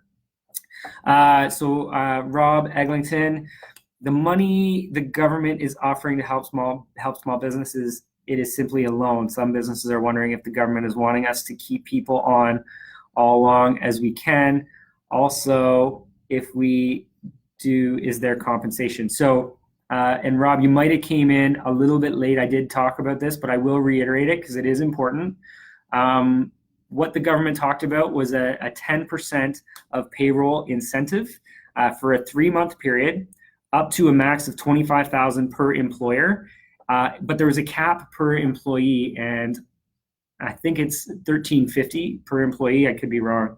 I did mention it earlier though, so maybe rewatch this and look for some of the info we'll post later. But it's a credit for $1,350 per employee for a 3-month period, and we feel that it hasn't specifically been said, at least anywhere that we can see, that this incentive will be just a reduction of our source deduction payment that we have to give to the government. So, for example, if we had $3,000 of incentive the first month of payroll, that would come off our. So the program is supposed to start April 1st. Our first payment would be March 5th or May 15th. And if we had a $3,000 incentive, we would reduce our May 15th payment by that $3,000. That's our interpretation of it. Again, everyone's trying to figure out how all these things apply. That is how we perceive it. That's how they've done it in the past. That's some of our resources are sharing that's what they are speculating as well. Unfortunately, that incentive won't come until May 15th. As I said earlier, that 10% incentive is not an incentive to keep people on if you think that you can't, right? This is purely an incentive for those businesses who are slightly struggling, and this is going to provide them compensation for struggling through this period. This is not an incentive for people whose businesses have shut down and they have employees who are out of work. Do not keep them on payroll. We need to put them on EI. The reason we need to put them on EI is because we need to ensure that they have a company to come back to when this is all over. So that's my thought. Anyone can do what they want. If you have ample cash resources, and my employees mean everything to me, they're not going anywhere, not in any way, shape, or form, and I've been very clear with them about that. We're obviously still able to operate, so it would be different if we had to shut everything down and all I had was expenses coming in. Obviously, our business would not be able to sustain that, and we would have to lay people off. And that's just, again, a decision that we have to make as a leader of the business and share with them that this is really a decision, 1, to get them support right now, and 2, to make sure that they have something to come back to after and they don't have to be looking for a job when this is all over. Ryan Quigley.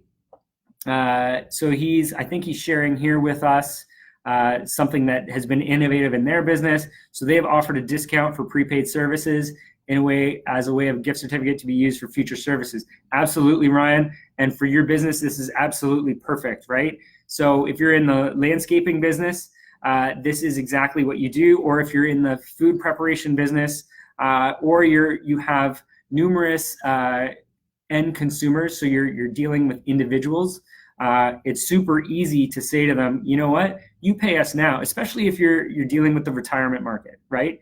This impact, they're on a fixed pension, they're on fixed CPP benefits and old age security. Their income isn't fluctuating during these times, not like us small business owners, right, who have seen us have some income to not having a lot of it, to in fact losing money. They don't have that same sort of risk. So if they are our clients, right, and restaurants too, you know, your clientele is seniors who want to come out to dinner, right? Let's offer them a package for gift cards that we can get some cash up front now so that we can deliver to them later. And, you know, we look at, again, other financing resources that we can to accumulate some cash. But that's a very innovative way. And Ryan, thank you for sharing that. I think that's awesome. Good on you guys. Okay, more questions here. Jeff says RBC is extending any credit lines by 10,000 or 10%, depending on the liabilities, as well as 6-month mortgage payment deferrals. Absolutely. So again, you know, the primary banks are still, information's just coming out. Again, the Prime Minister made a statement that they will be providing support to the primary banks so that they can defer payments for 6 months. You know, that's going to have a massive impact on our banking system, but we do have the greatest banking system in the world, which we are very fortunate of. Obviously, we don't feel that way when they're making billions and we're paying way too much in bank fees, but because of their financial strength right now, they're able to help support us, which is super important. The 6 months is available if you qualify, to my understanding. I hadn't heard about the additional credit lines of 10,000 or 10%. That is awesome. If RBC is doing that and you're an RBC client, make sure that you reach out to them and see if that's potential. Again, I haven't heard that yet, but Jeff, thank you for sharing, because I think that's an awesome opportunity. And that personal line of credit, and I think there was definitely a question earlier about, you know, looking at refinancing your house and maybe pulling equity out there. Maybe it's an opportunity to get a home line, and maybe this would be an opportunity to get another 10% on your home line of credit to extend some cash resources. Again, if you don't need them, great, but let's prepare for it, so that, you know, should something happen where we need the cash, we have that safety net there. So really great tip. Thank you, Jeff. Appreciate that. Trevor says, check the CR website for uncashed checks. We checked and didn't have any. Very interesting, Trevor. Great tip. But some of his friends had a few $100 in there. Absolutely. So, you know, sometimes the CRA provides GST and child support. And if they send a check in the mail and you didn't get it and you got the next one and didn't think anything of it, there might be an opportunity that, you know, there's some uncashed checks in there. Trevor, thank you so much for that. Great opportunity. There might be a couple $100 for everybody in there. I'm sure I've lost mail over the years for small amounts and didn't know. So that's a great tip. Thank you, Trevor. Jennifer, small business retail stores are closed now. Will payment providers put our accounts on hold? Is it worth contacting them? So when you say payment providers, Jennifer, are you thinking that that's the vendors? If that's your vendors that you're thinking of, so if you're using a large brand and they've got large cash resources, it would definitely, listen, at this time, I think it's worth having a conversation with anybody who's willing to listen about deferring payments to them, right? And as soon as you possibly can and have the reassurance that your cash supply is going to be in a good position, you know, you start paying those guys back. Right? We don't want to extend this out where we start to have bad relationships with the banks or with our vendors.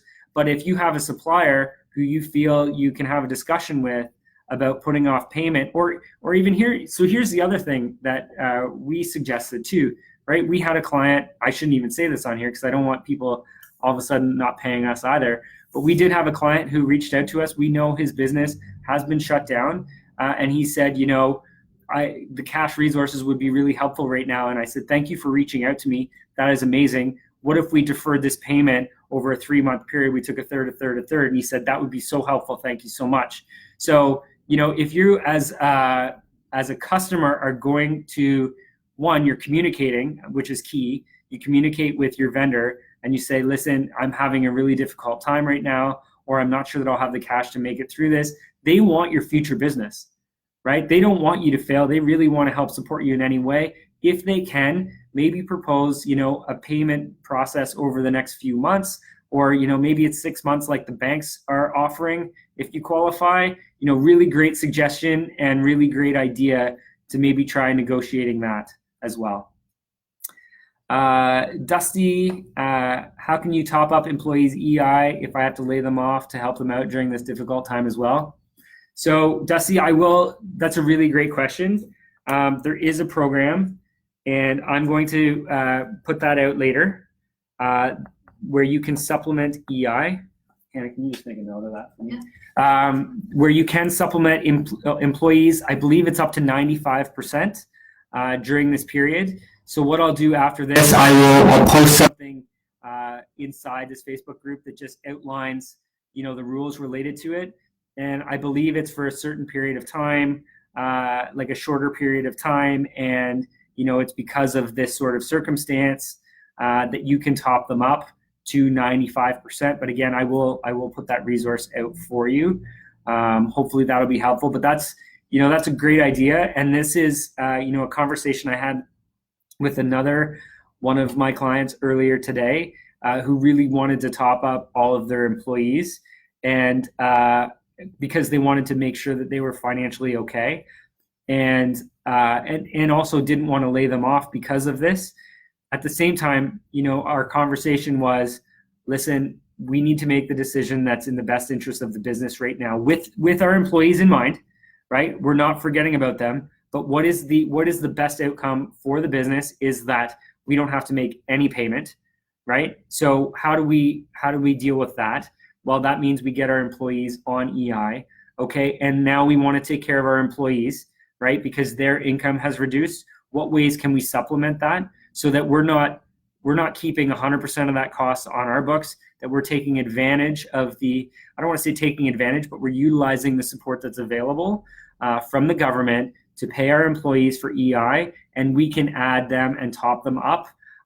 There's certainly ways and programs that are available. There might be a waiting period for it, though, Dusty, just so you know, and just so anyone else knows.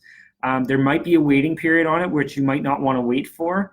But with that said, let's chat about innovative ways, and I don't want to share on here, but maybe there's an innovative way that we can help support the employees outside of this program, and in a way that will help you and will help the employees as well. Awesome. Hopefully, Dusty, that answered everything. Anthony, the mortgage deferrals, from my understanding, is only if and when you have zero funds left to pay your mortgage, and that includes government funds. That's how I read it. Bob, you can probably clarify. Anthony, 100%, I don't know. I don't know what's going to happen. What I do know, and I know that we had a couple banker friends on here, commercial bankers, and please feel free to chime in if you guys have an answer. What my understanding is, and what I've heard is, if you qualify, they made reference to the fact that, yes, if you couldn't make your mortgage payment, that it would get deferred. I don't know what that means. The fact that I think someone had mentioned about the increasing your line of credit by 10%. If they're going to that extent, I can't see that they wouldn't offer deferral to people who do still have cash resources, because that's a pretty awful spot to be in. Because if your mortgage payment won't go through, or they're continuing to take all your cash resources down to you have nothing, you have no money left for groceries, food, necessary essentials. And again, I'm going off of what our Prime Minister has said, but he indicated that no one would go without groceries. And, right now we're talking about the first wave of sources of funds that are available. I read it the same way, Anthony, that it would, you'd have to be in dire strait to qualify. But again, when I reached out to the banks this morning, they weren't sure how it was going to be processed. And again, I got my name on the list just because I am trying to stockpile all the cash I have as well. Hopefully, again, nobody needs all of it. In fact, this is a really great test for us as well, for me to go through this process, and so I can guide my clients and my friends and my business community in how this process works. So we're going through that as well. They didn't say no to me right off the bat. They said that we would have to provide additional information, and as soon as that information was available, they would reach out to me. So I'm still waiting to hear back from that. But yes, Anthony, thank you. There is definitely some clarification to be desired on that end. Anthony, again, small tip, get a corporate gas diesel account with Ultramar, for example, payable every 30 days instead of paying at the pump might help. Anthony, awesome suggestion, my friend. That's part of the accounts payable management, guys. If we can defer, putting off expenses that we would pay now, putting it off 30 days. And Anthony, I'm not sure if this works, but maybe you can pay it with a credit card in 30 days off of, the Ultramar account or another fuel supplier account. So maybe that defers your actual cash resource out for 60 days. At a minimum, really great suggestion, 30 days.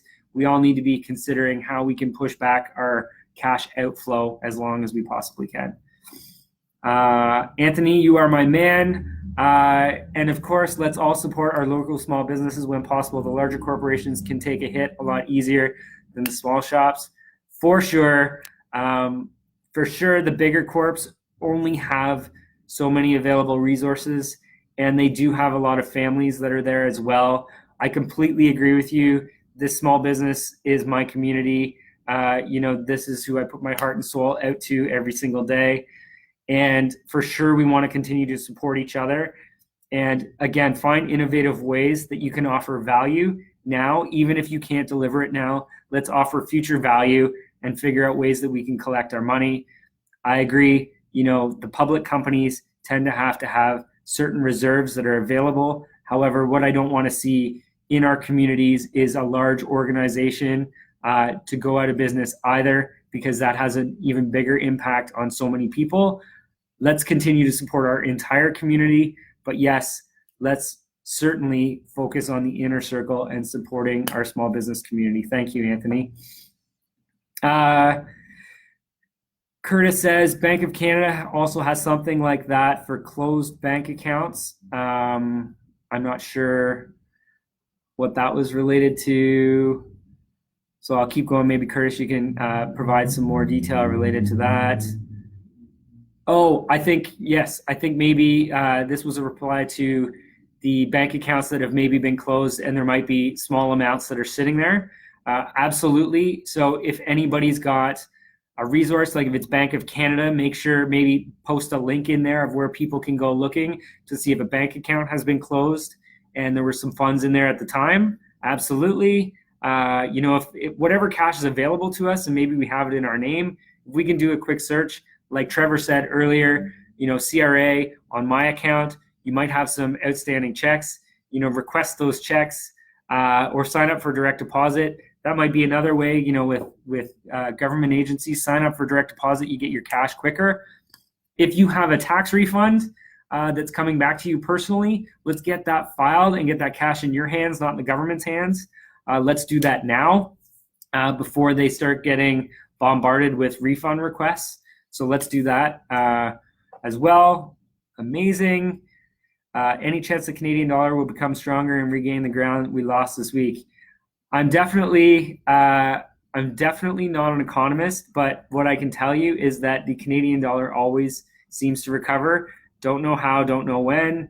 Obviously, our Canadian dollar dropped based on our interest rates dropping, which I think is necessary. Our interest rates won't stay this low forever. Once our economy regains momentum and we continue to go and our stock markets are refilled again, which will happen. right? Everything in market or in small business, when there's a downside, there's always an opportunity on the other side. So if our markets are crashing, if you look at the history of our stock markets, when the market goes down, they always recover.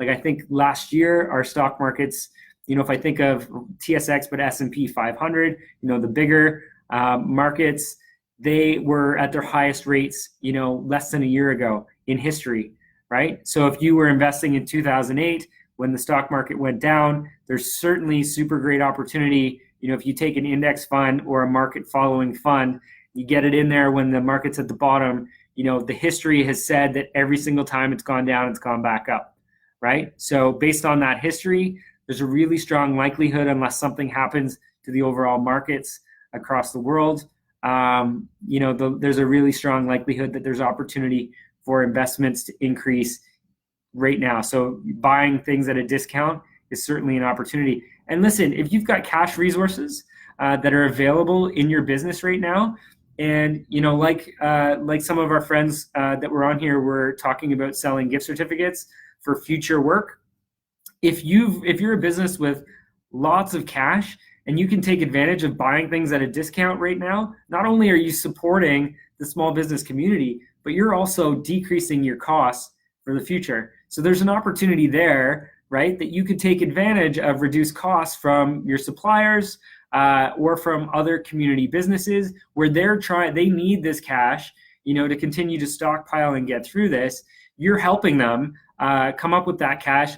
So one, you're helping them get through this, and two, you're really reducing your costs in the future. So, think of that. If you do have the cash resources, that is an opportunity, again, on the other side of a downward market and uncertain financial market right now. So I think the answer to that is yes, I feel very confident that the Canadian dollar will recover. When will it recover? I'm not sure.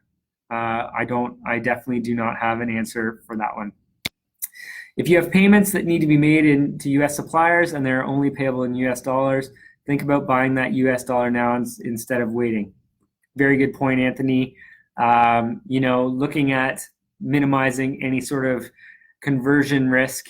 I know some of the people that I work very closely with charge in US dollars.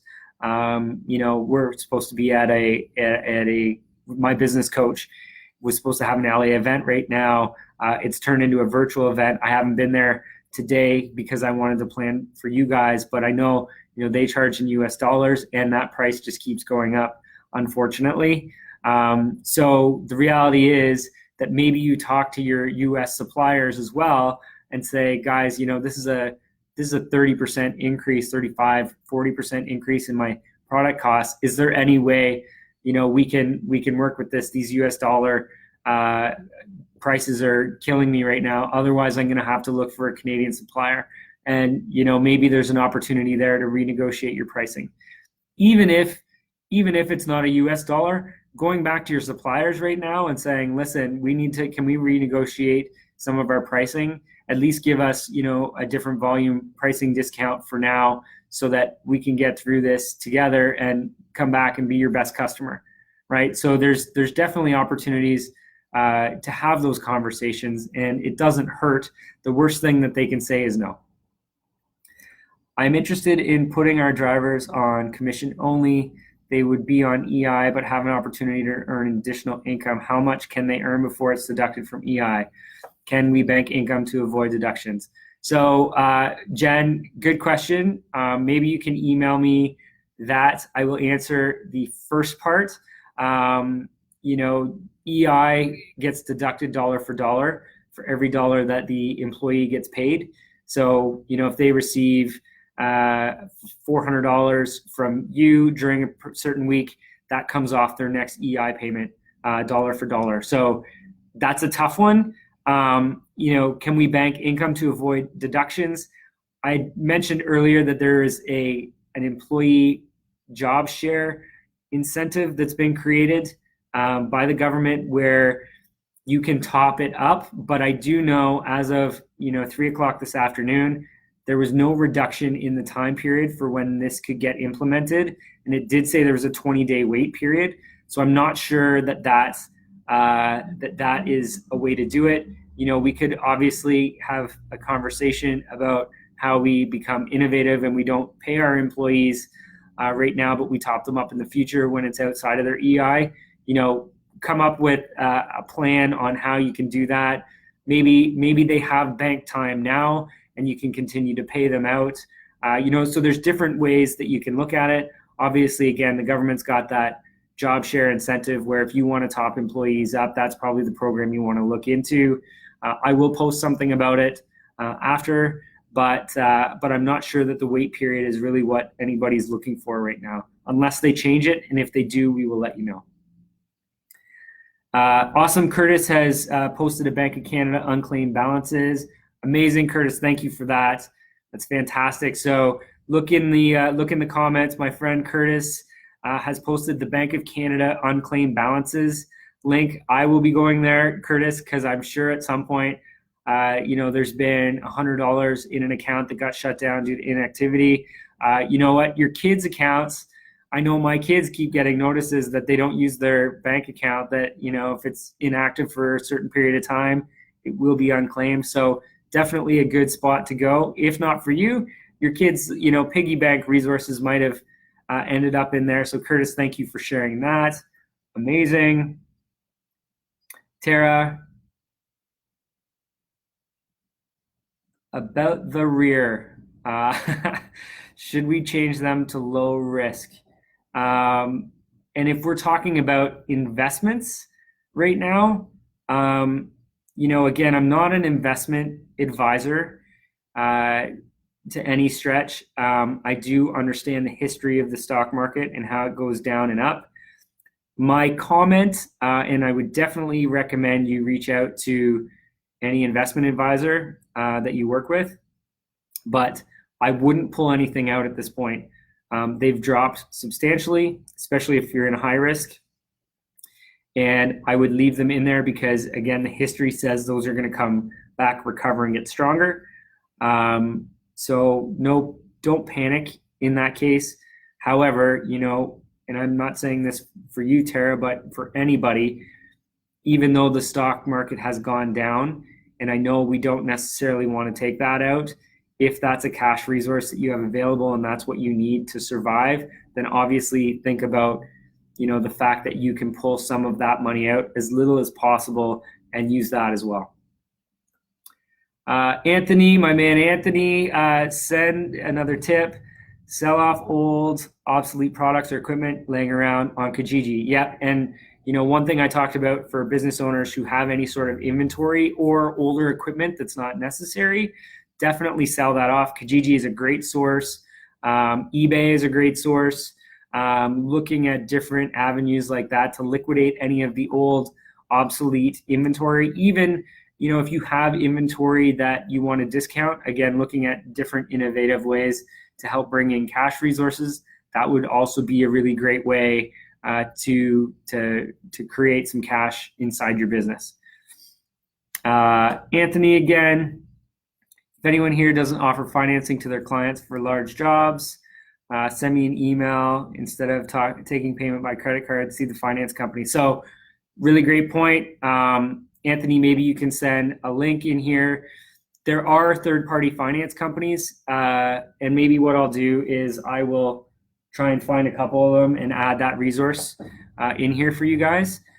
So there are third-party financing companies who will buy your receivables and finance for you. Now, you won't get 100% of the receivable, but you will get the cash related to it. Really great point, Anthony. I will share some resources, and if you have some, Anthony, please feel free to share a link to that as well. And I think that is it for the comments, questions, tips, guys. If there's any other questions, I'll stay on here for a few more minutes. But again, just want to reiterate one thing. I am here for every single one of you. I am going to help you through this, and we are going to get through this together, and we're going to be stronger than ever on the other side. My team is still here. I can see a couple lights are turned off behind me now because it's getting later, but my team is still here to help support you in any way that we possibly can. We are here for you guys.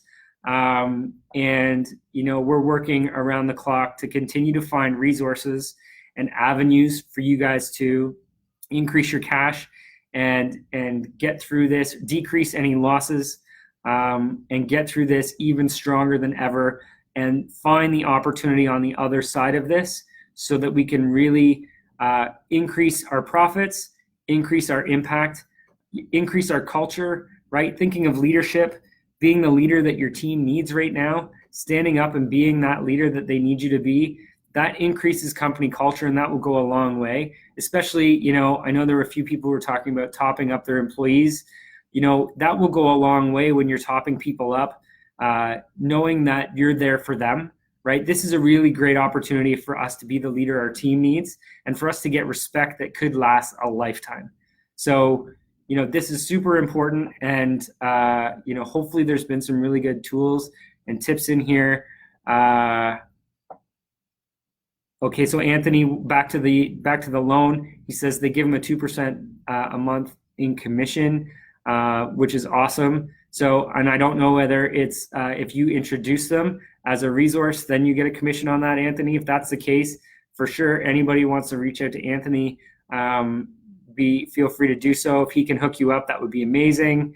Would certainly love for you guys to all collaborate with each other and help each other.